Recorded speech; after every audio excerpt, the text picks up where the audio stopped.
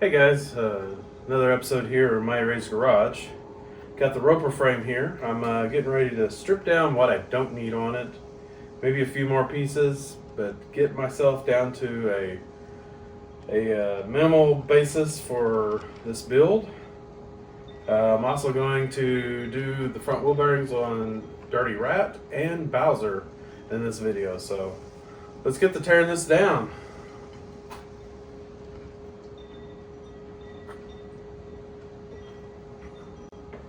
I don't need this makeshift engine plate that came from a pressure washer, it looks like. And get rid of the rat's nest. And those tires have got to go. So let's get started and at least get this stripped down and that transaxle out of this frame. And much like most old school stuff, I can pretty much do everything I need with the socket set, a 7/16 wrench, a 1/2 inch wrench, and a 9/16 wrench. But I think there's a 5/8 in there as well, but minimal tools to do this whole thing.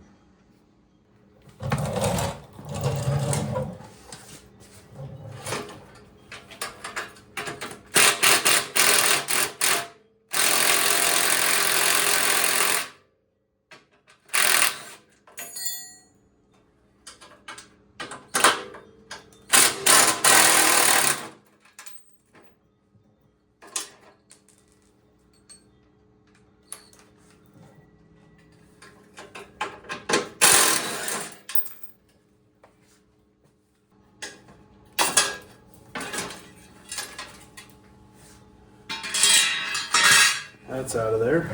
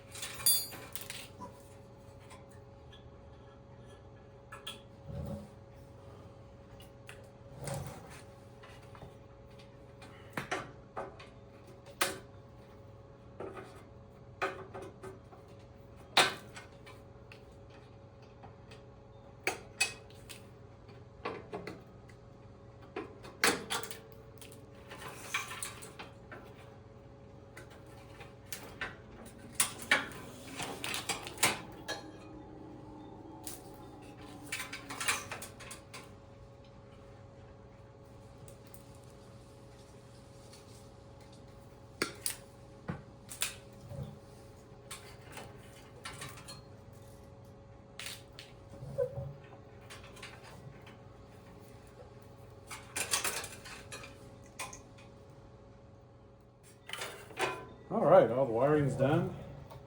I'm gonna go ahead and move these hood mounts up there. Now I'm gonna take probably the footboards off and probably the plastic part of the dash.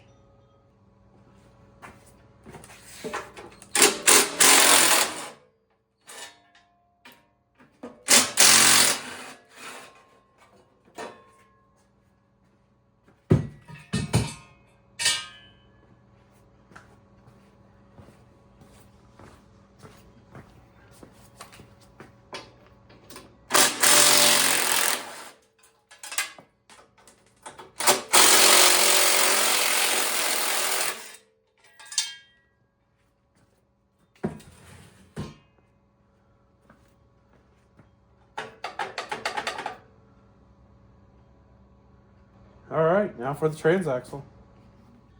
I wondered where this little cap went. Roper.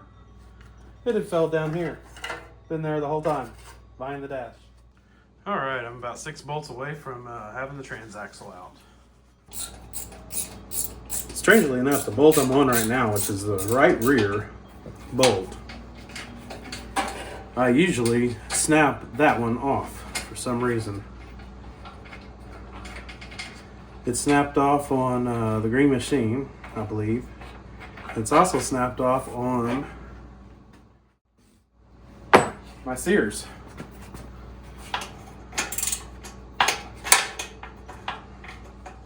Got the upper 2 bolts left, but I'll show you. See the little spacer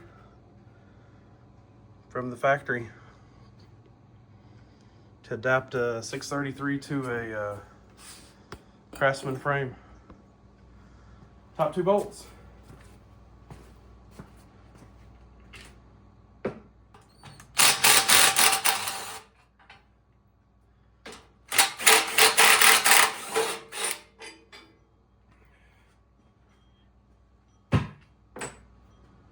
I should be able to just lift this right off.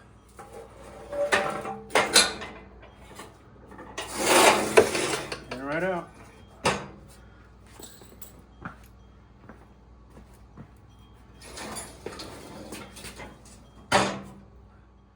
And here, I'll show you those spacers. Right there. Right there.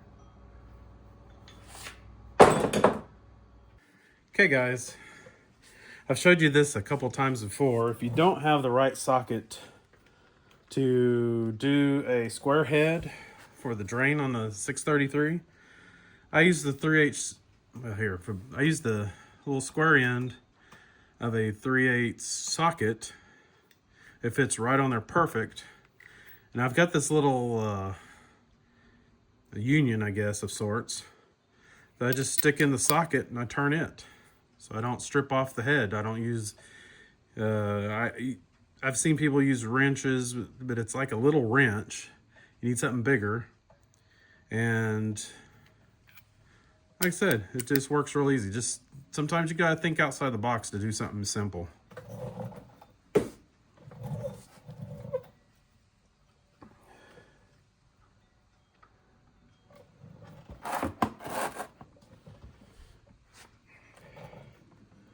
Man, oh man, that oil coming out of there can't be any prettier. It's still just as translucent brown or tan as the day I put it in.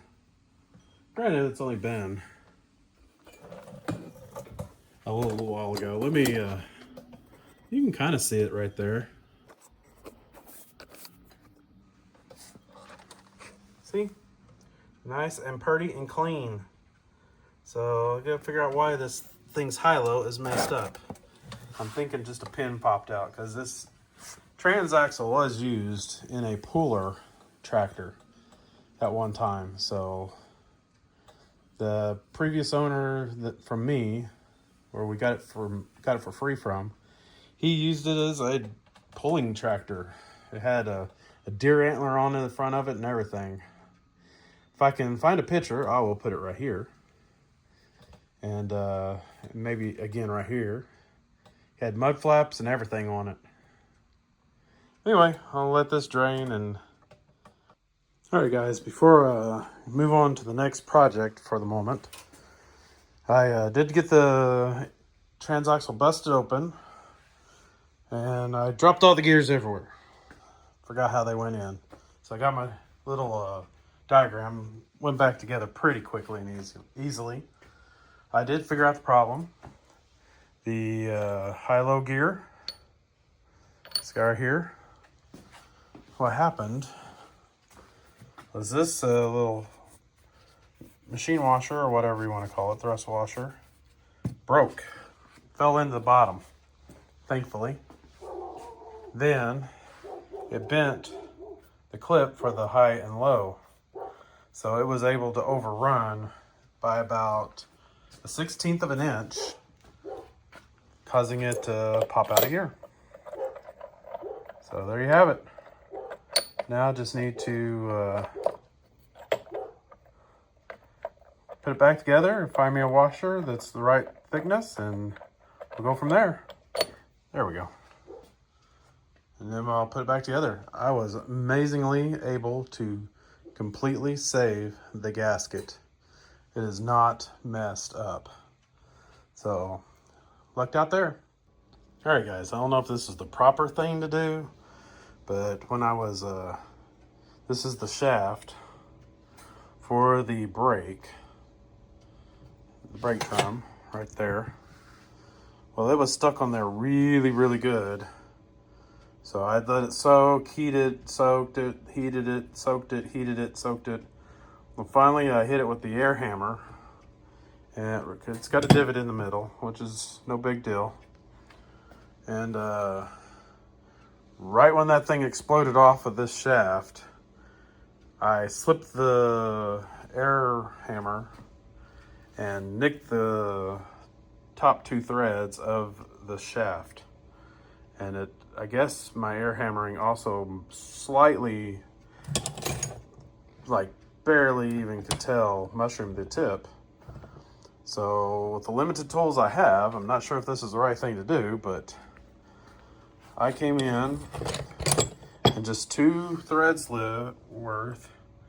Oh, can't see it because I put a bevel on it. Basically followed the first 2 threads off, and now I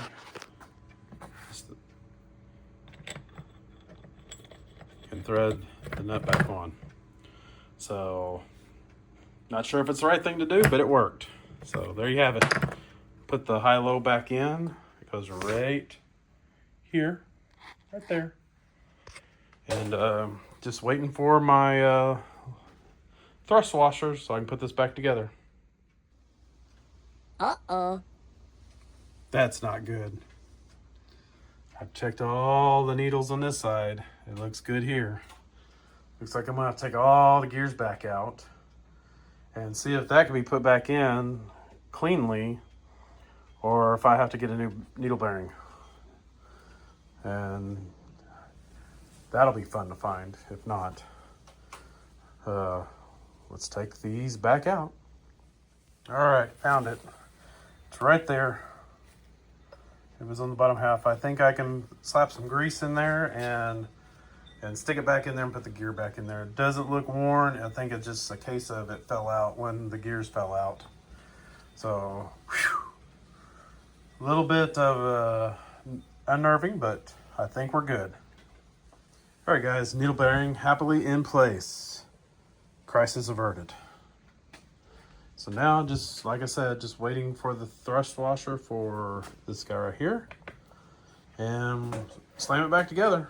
I think I might paint it, and I think I'm gonna go with that pulley using RichieRichOverdrive's little taper adapter for the tapered shaft on these things, right there. So we'll do that later. Hey guys, I was really hoping to install those front wheel bearings today, but they have not been delivered yet today. It's starting to get dark, as you can see. So anyway, if I do get around to it, I'll go ahead and install them tonight. I'll do them on the back porch or something. But been a fun day. Otherwise, nice to be woke up by 2 or 3 tornadoes headed your way.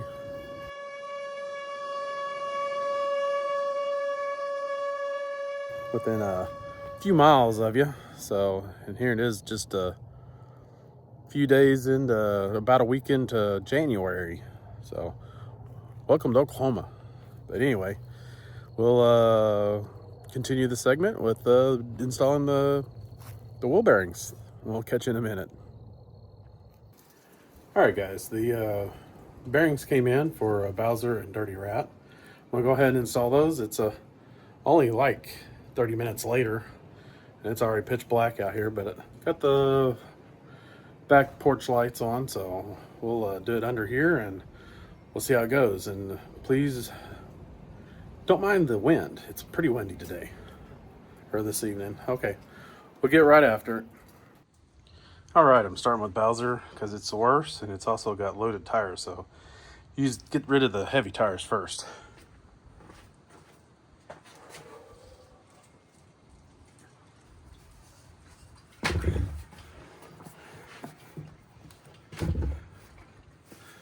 All right, knock these guys out. There's one.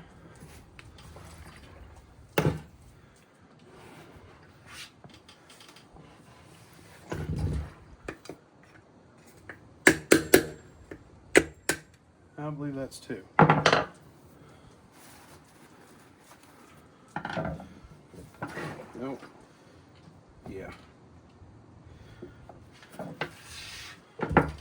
Still a little bit of old residual grease in there from before.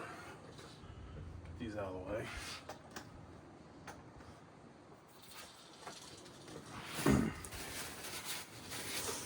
I like to use Penguin bearings. I don't have good luck with the other brand that starts with an X.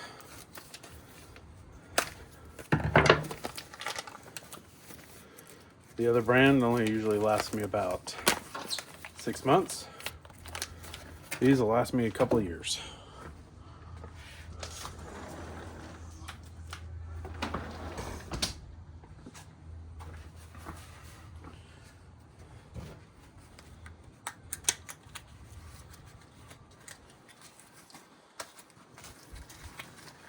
Trying to figure out what I'm gonna do with the trash.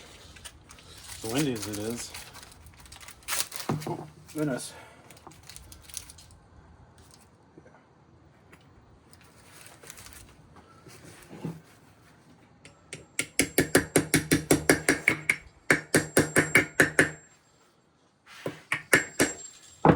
Hold on just a second. I usually have a piece of PVC for that.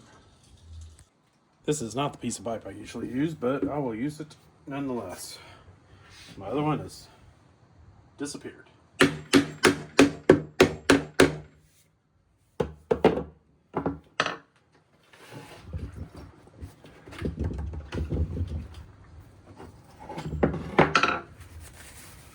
I think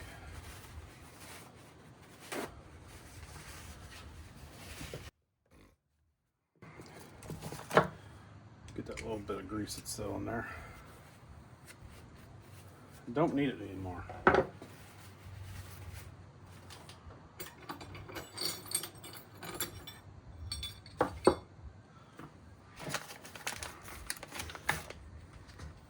Basically, rinse and repeat.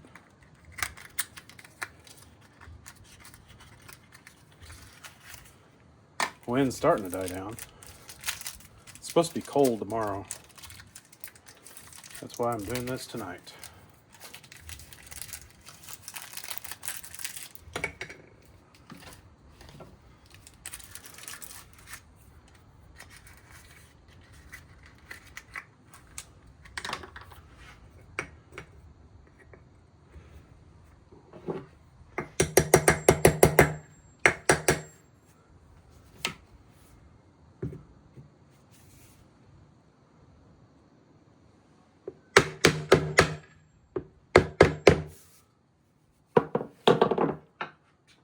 One down. Just do it again. And again and again. Bowser's easy because it's basically just a cotter pin.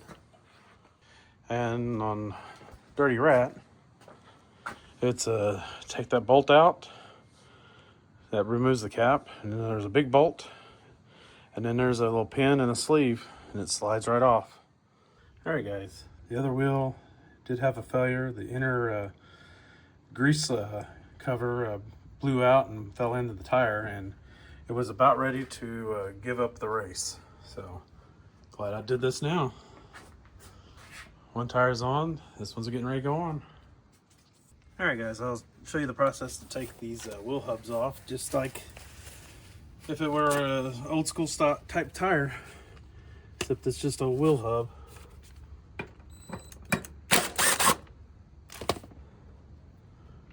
There's that. Get the little cap off. There's a nut in here, like on all the other series.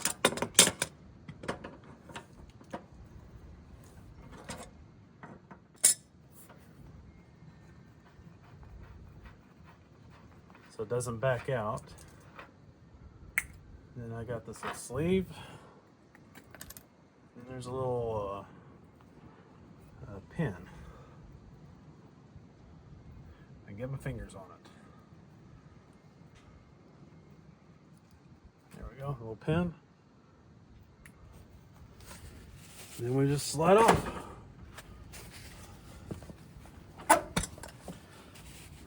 See, I got it on just standard old garden tractor spindle. Same process, knocking these out. Both sides, same bearing. Alright guys, that was a quick 45-minute job, and that included picking up tools for both tractors, Bowser and Dirty Rat. So this I'll end the video here. I'll put the tractors away and we'll catch you on the next one.